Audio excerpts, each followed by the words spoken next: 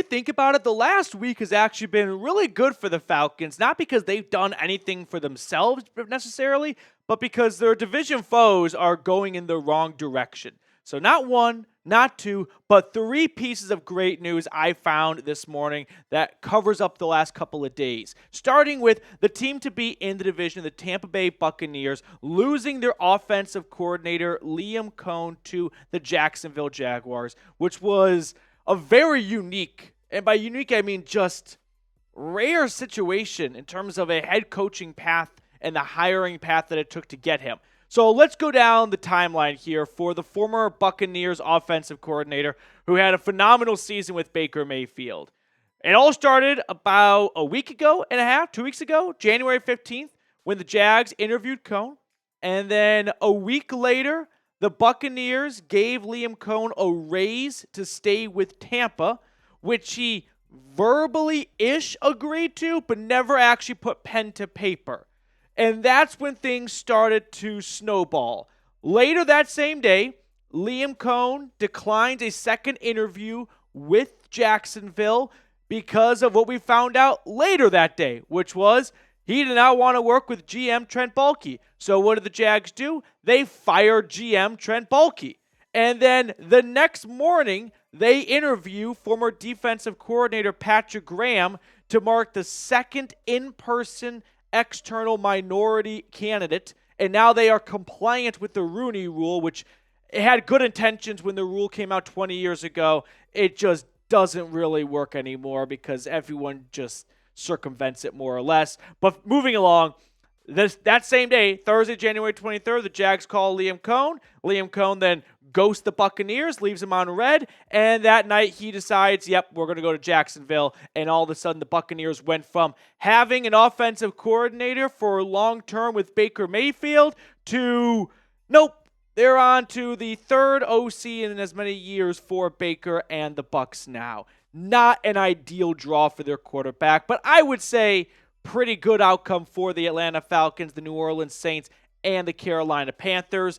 Tampa goes from feeling confident that they're going to retain an up-and-coming offensive coordinator, which we saw how important that was for the Lions this past year. They retained Aaron Glenn and Ben Johnson and got the 1 seat in the NFC. Sure, things didn't work out in the playoffs, but I'm sure Lions fans are still happy that they had Glenn and Johnson for yet another season, and I'm sure the Buccaneers wish they had Liam Coen for another season as the Commanders just fumbled the kick return late in the second quarter.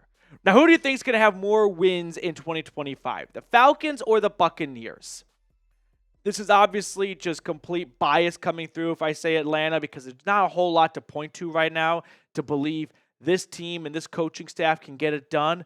But I am going to believe that Michael Penix in year 2 can really elevate his game and hopefully make up for a lackluster defense potentially. So sure, why not? Give me the Dirty Birds. So that's the first piece of good news. Your division rival, the team that's won the NFC South 3-4 years in a row.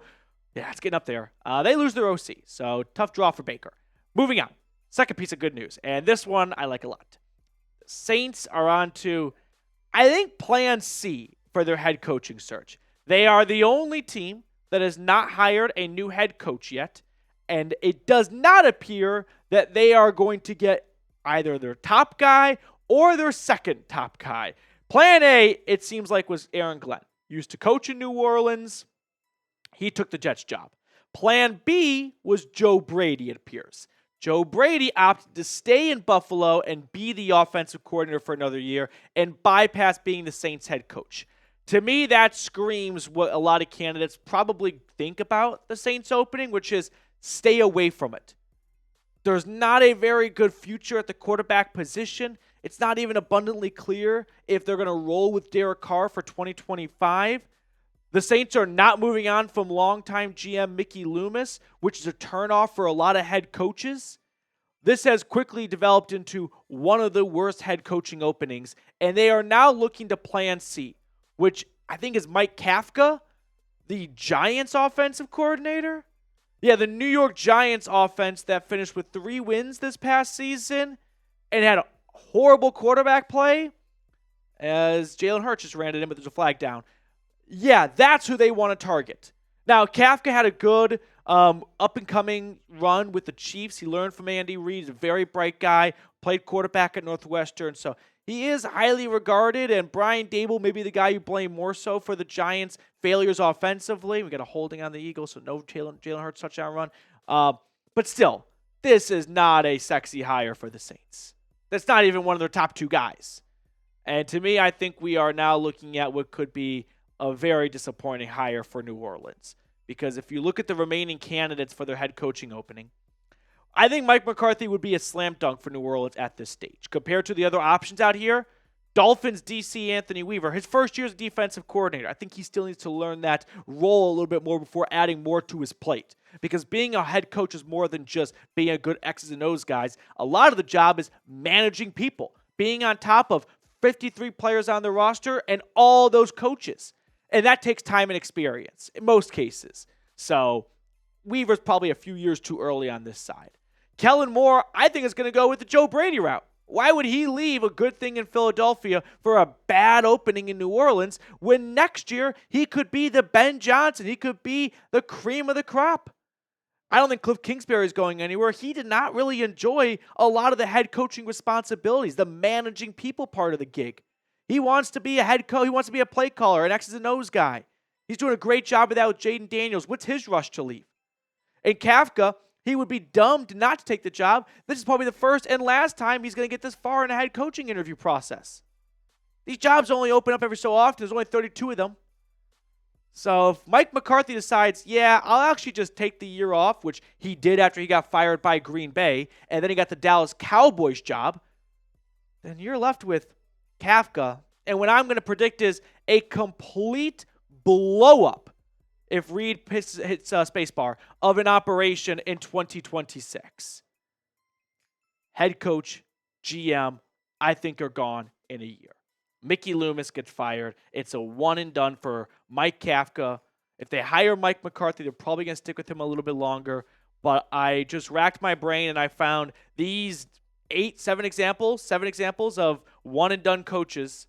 And my guess is in 2025, the New Orleans Saints will have an addition to this list right here because it's not going to be a very good hire because no good candidate wants this job. We're going to get on to the rest of today's episode in just a moment, but first, a quick shout out to our friends over at Gametime. Gametime has an awesome feature called Gametime Picks that makes getting tickets to see your favorite teams play live even easier. Gametime Picks filters out the fluff to show you only incredible deals on great seats so you don't have to waste time searching through thousands of tickets. One thing I love about Gametime is they offer the Gametime guarantee. If you find tickets in the same section and row for less, Gametime will credit you 110% of the difference. So take the guesswork out of buying tickets with Gametime. Download the Gametime app, create an account, and use code CHATSPORTS for $20 off your first purchase. Terms apply. Again, create an account and redeem code CHATSPORTS for $20 off. I put all that information in the comments and description of today's video. Download Gametime today with last-minute tickets, lowest price guaranteed. On to our third piece of good news. This one is more related to the Falcons. It is cornerback Will Johnson out of Michigan might be in play for Falcons at pick 15. If you recall, I put out my top 5 draft targets for Atlanta, and I had Will Johnson at number 1. And so now I'm thinking there might be a better chance of this than I initially projected.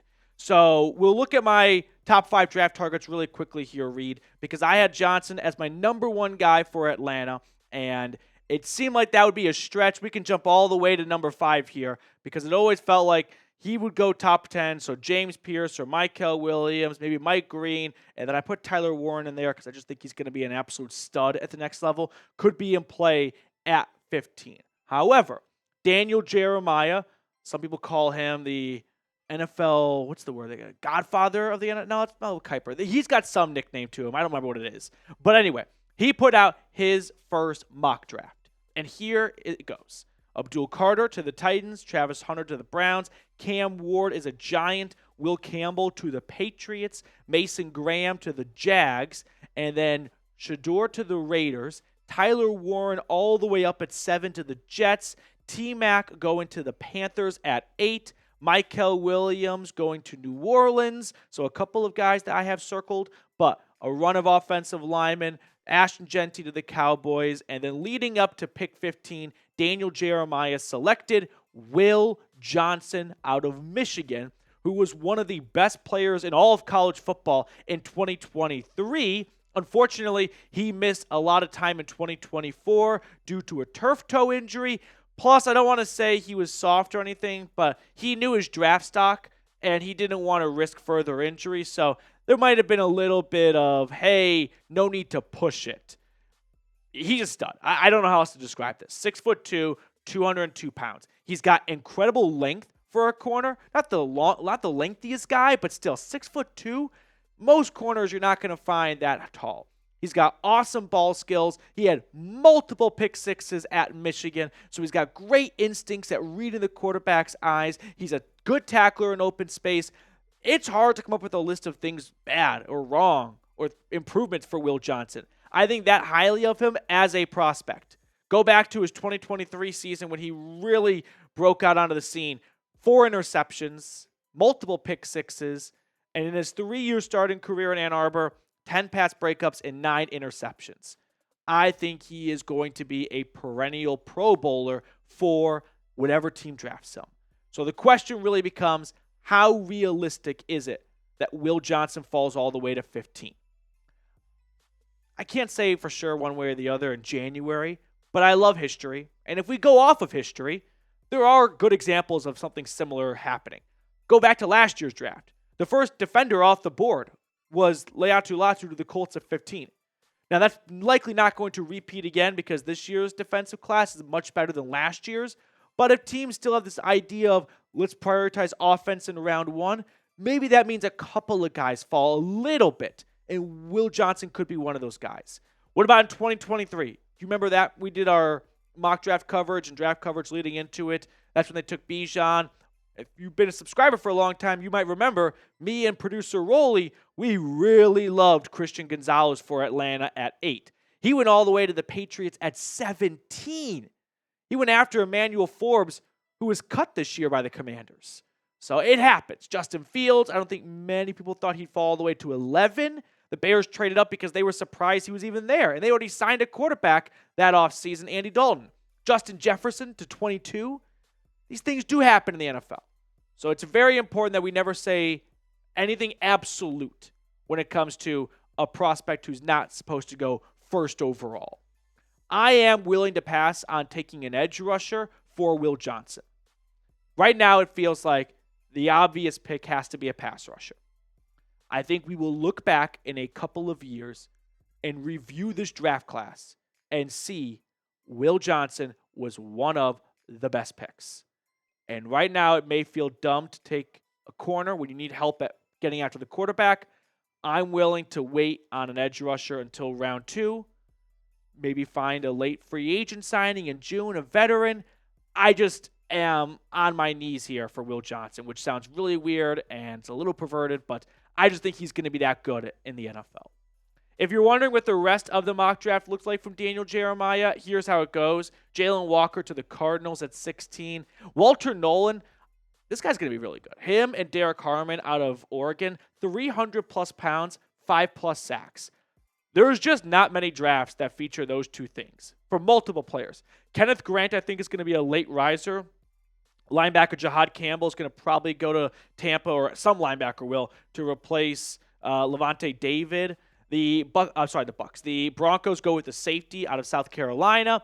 The Steelers go receiver. Colston Loveland reunites with Jim Harbaugh. Shamir Stewart, who has been mocked to Atlanta a bunch, falls all the way to Green Bay at 23. Fine with me. Malachi Starks, not even the first safety off the board in DJ's mock. He goes to the Vikings. Luther Burden, a Texan. They need help at receiver with all the injuries there.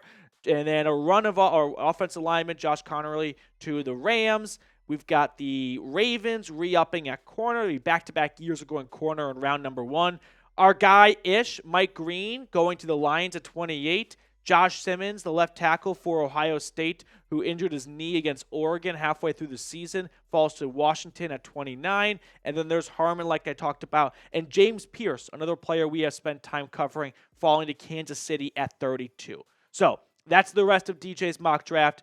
To me, these are three things that are very positive to wrap up the week here. Liam Coen out of Tampa, the Saints head coaching search not going to plan whatsoever, and a potential fall for Will Johnson to the Falcons at 15, which would be a stud selection.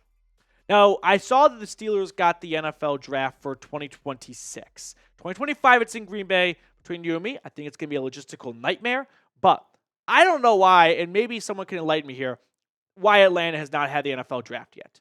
There are a couple of things the NFL looks for in a city hosting the draft up until Green Bay, but they always want good airports and good hotels, and there are plenty of hotels and a big airport in Atlanta. So I think it'd be a great destination for the NFL draft. Let me know if you agree. Type ATL if you want to see the draft come to Georgia.